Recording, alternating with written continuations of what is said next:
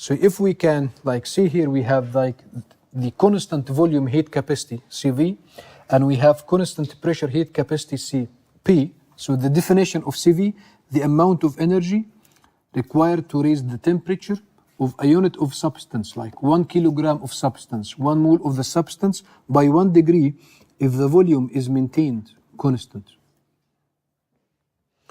And the equation for like CV, this will be the equation. CV is the change we have in the internal energy with respect to time when you have constant volume.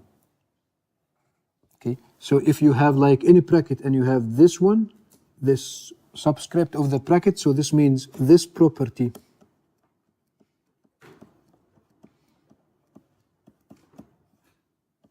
is constant.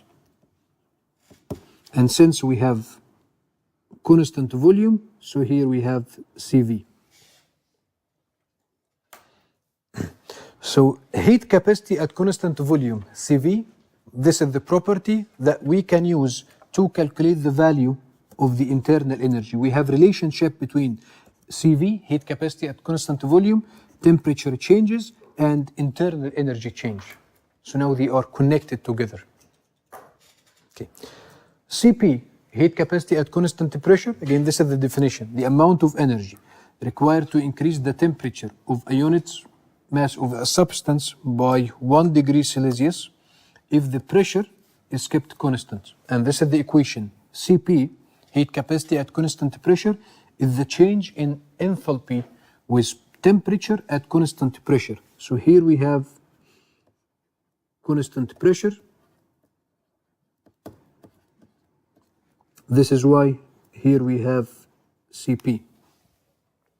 And this one, CP, can be used to calculate enthalpy. So now we have internal energy. Internal energy plus flow work will give you enthalpy. Then we have heat capacity. We have two heat capacity. Heat capacity at constant volume, this one can be used to calculate internal energy. Heat capacity at constant pressure, this one can be used to calculate enthalpy. Okay.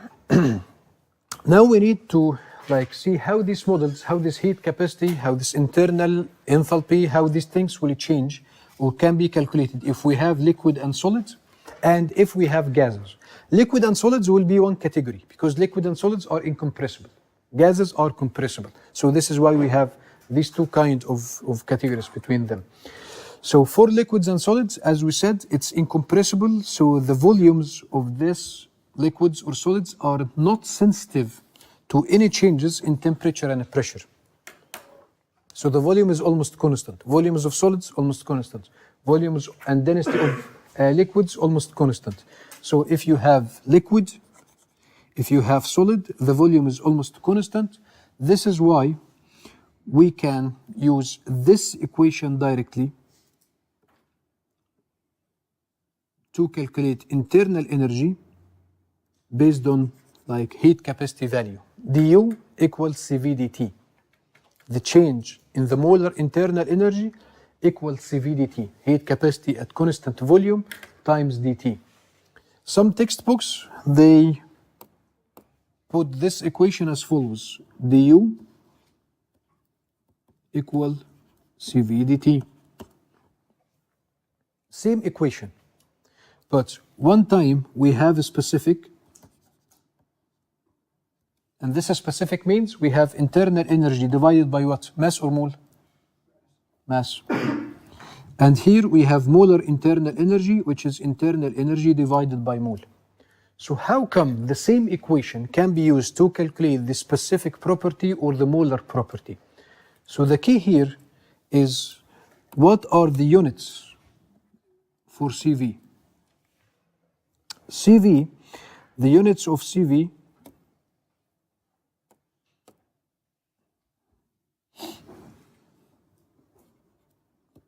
is joule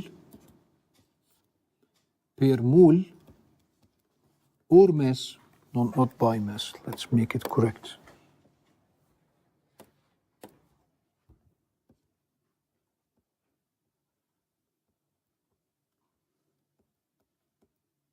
Kelvin. This is the units of CV. So the heat capacity is amount of energy divided by amount of the substance, then temperature. So if you are using heat capacity as joule per mole Kelvin, so now it's joule per mole, so you are calculating molar internal energy. If the heat capacity you are using is joule per kilogram or per gram Kelvin, so what you are calculating is the specific internal energy. Okay, is it clear?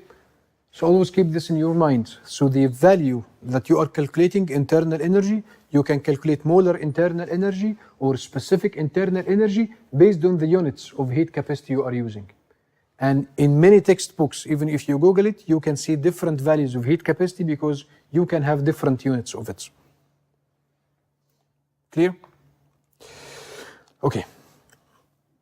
One more thing, like the molar volume for liquids and solids, it's usually small compared to internal energy.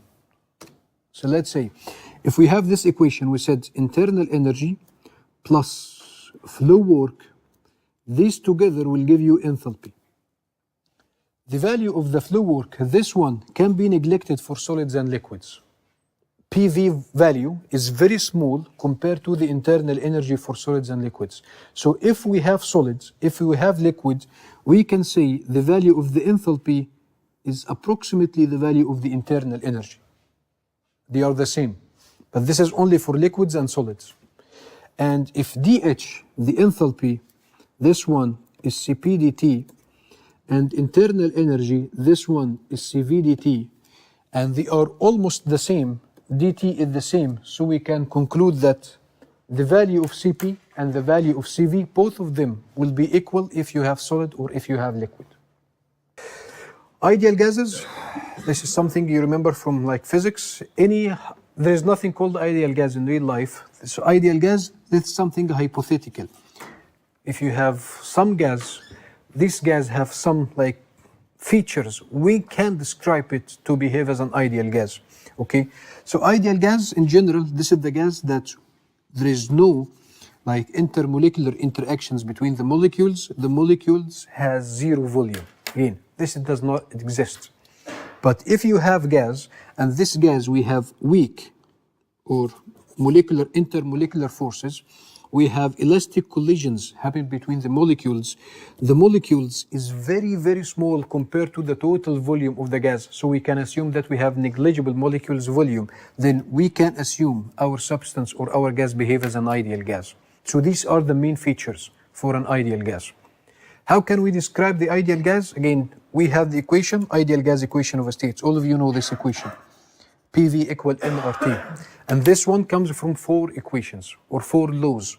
The Boyle's, Charles, Avogadro's, Gay laws. So we have all of these laws together. We combine all of them together in order to end up with this like famous equation, PV equal nRT. Okay. So now one of the other things to complete the discussion about ideal gases.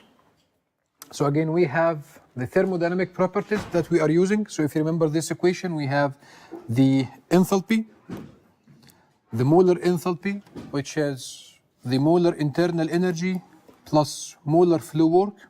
Okay, and if you remember this, as again, we have for ideal gas, we have this is the ideal gas equation of a state. P, molar volume equal RT. So we divide the whole equation.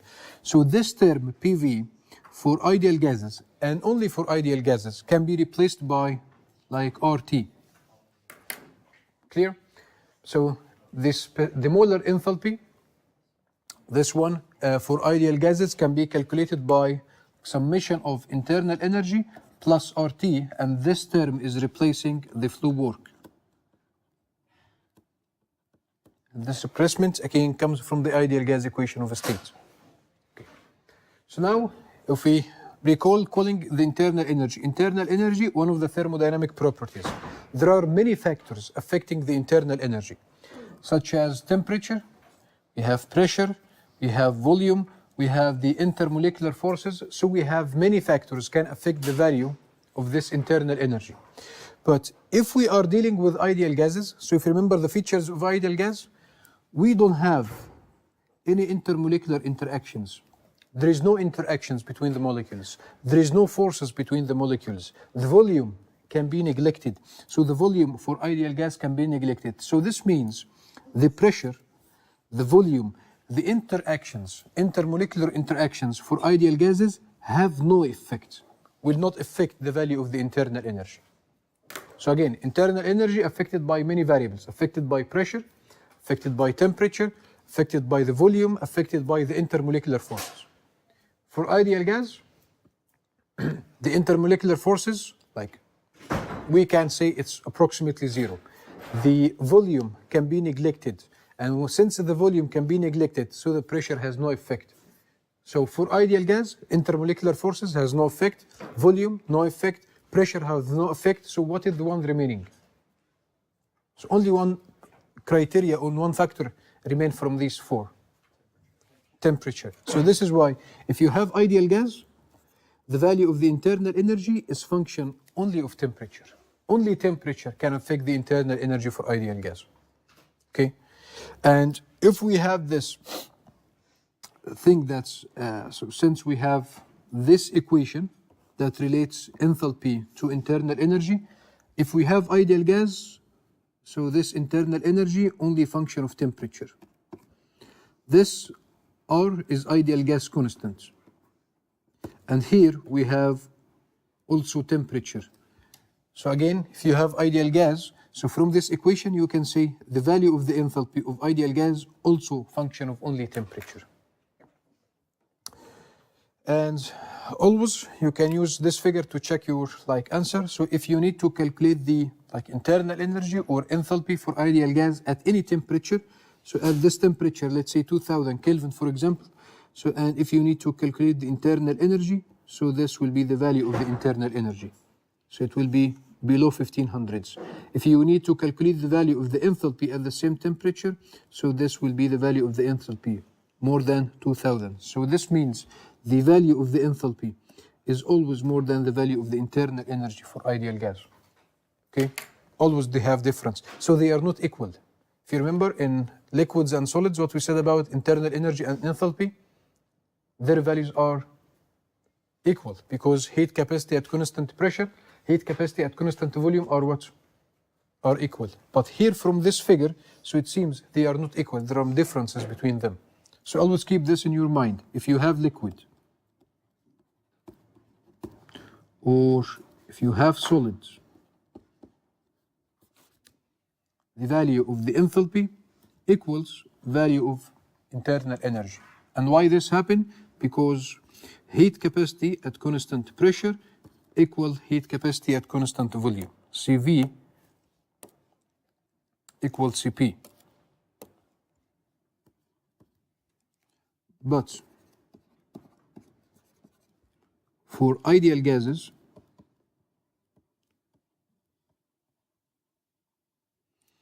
as you can see from this figure, they are not equal. Enthalpy is more than the internal energy, so they are not equal. So since they are not equal, so can we say for ideal gas, heat capacity at constant volume, heat capacity at constant pressure are equal? Can we say this or no? No. So since internal energy, enthalpy are not equal for ideal gas, so this means heat capacity at constant pressure, heat capacity at constant volume not equal for ideal gas. Is this clear? Any questions? Okay. So now the question, what is the relation between Cp and Cv for ideal gas?